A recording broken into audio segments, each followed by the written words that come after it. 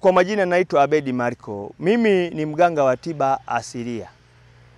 Katika mafunzo haya ya chanjo yameninufaisha na yamenielimisha. Hata kwenye jamii yangu nitaendelea kuwaelimisha juu ya chanjo. Hata wateja wangu wanapofika kutibiwa nitawaelimisha kwanza. Kama hawajapitia kwenye vituo vya afya, wafika kwenye vituo vya afya ili wanifikie tena mimi, kwa sababu afya kwanza.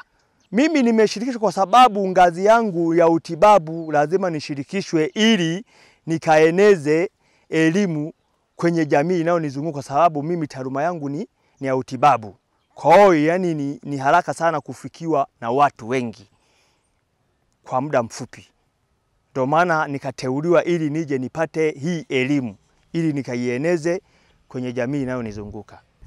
Kwa hiyo mpaka kufikia sasa hivi naiamini serikali na UNICEF kwa kuendeleza kuelimisha jamii na maeneo mbalimbali ili kusudi kila mmoja kwa mmoja aweze kupata elimu ya kuhusu chanjo. Na naishukuru sana serikali vile vile na wahusika walioandaa hii semina, na washukuru kwa ujumla, wametupatia elimu ya kutosha juu ya afya ya chanjo. Ndio tulipotoka, tunapoelekea, tunajenga taifa imara lenye afya.